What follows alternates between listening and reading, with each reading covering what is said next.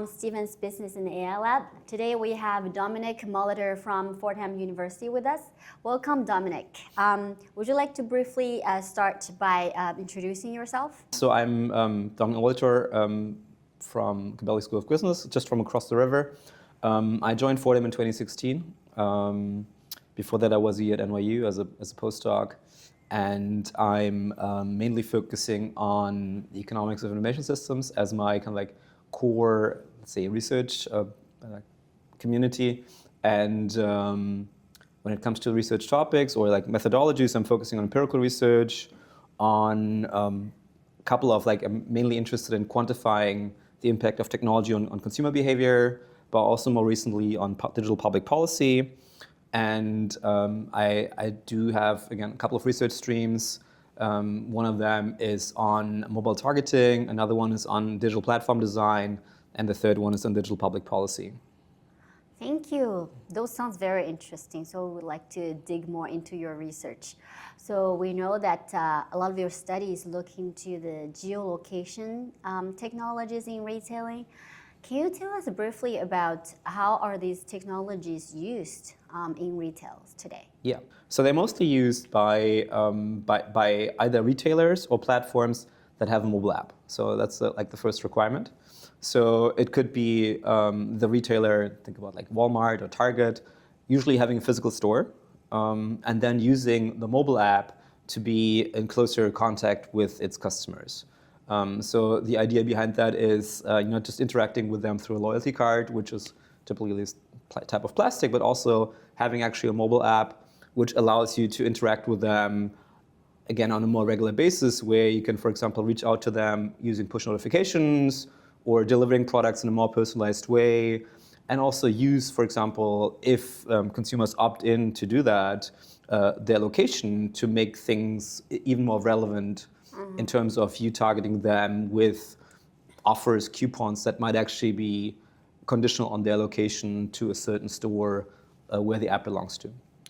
So it sounds like these technologies are used in many ways maybe we're not aware of. So can you share with us one of your studies that looks at how these technologies are used and its impact on consumers? When it comes to targeting mobile users, there's this dichotomy where you either talk about like push marketing or pull marketing, or mobile push, mobile pull.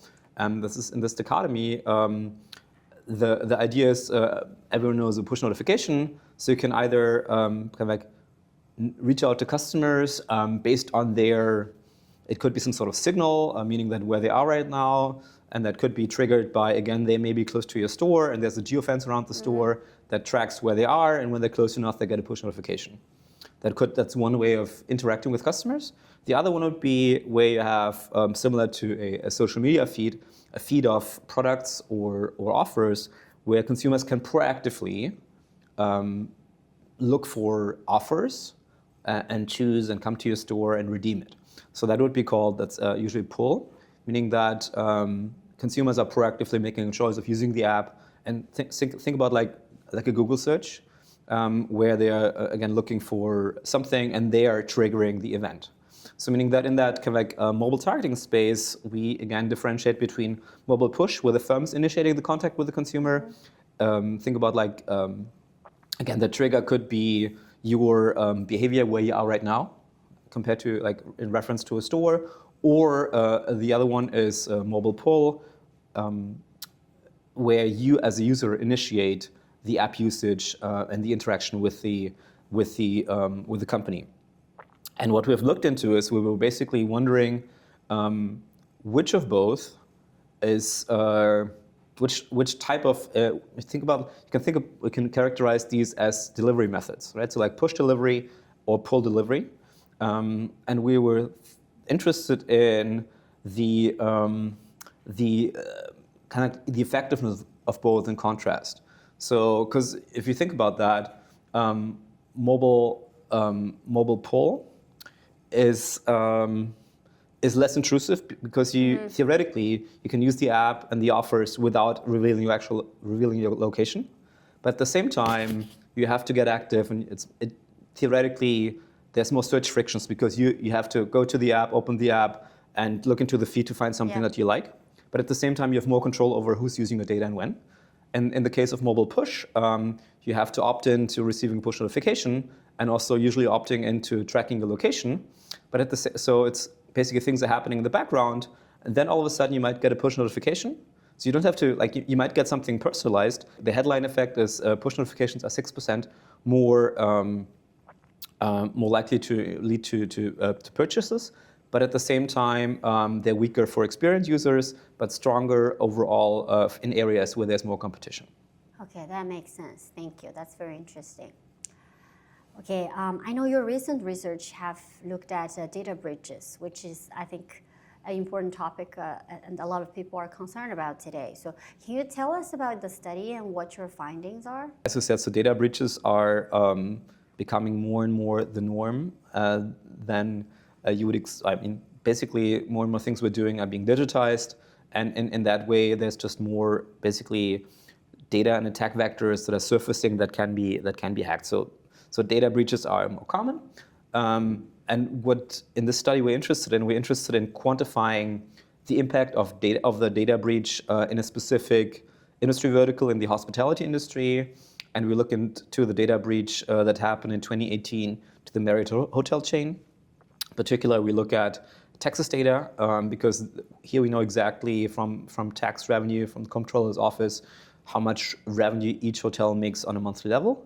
That allows us to basically build a data set where we can compare so-called treated hotels, meaning hotels belonging to the Marriott hotel chain that experienced the data breach, and compare them to a comparable set of control hotels that don't belong to the Marriott hotel chain before and after the data breach event. But basically what we find is when we compare the before and after period and the treated and untreated hotels, the delta then is we see a short-term negative impact where customers are seeming to penalize the hotel chain, and we find basically a revenue drop of 6%. But that revenue drop fades away after 2 months. It's like a short revenue drop, and we explain this by basically by this idea that consumers have limited attention, and in that basically when the data breach happens, that there's a lot of media spotlight on that event, and it increases the salience of the event and also the salience of your privacy preferences. But this event will be soon replaced, or in general, there's just this attention cycle, and there will be a new media event coming up soon. It could be an election, it could be a sports event, and then the salience goes down because of our bounded rationality, bounded attention level, and you might forget about that event, and that's indeed what you find, that after roughly 2 months, it's business as usual again. So meaning that even though it was a big data breach with more than 500 million, or at the end of the day, it was like 500 announced and 383 million data records breached, we just see a short-term impact in terms of financial harm, which is, you might assume it's surprising, but it seems to be the case that we just have a limited attention span, and that might be the underlying explanation. And that generally aligns with other studies that look at other industry verticals that after a certain amount of time, and that can vary, usually it's business as usual and the negative effect goes away. However, we think our approach is relevant in the sense that it can be, if you have the data, it can be applied to publicly and non-publicly traded information because of the fact that that you don't need stock price data with our methods. You would need revenue or tax income data. That of a treated and control set in a certain time period that allows you to quantify that.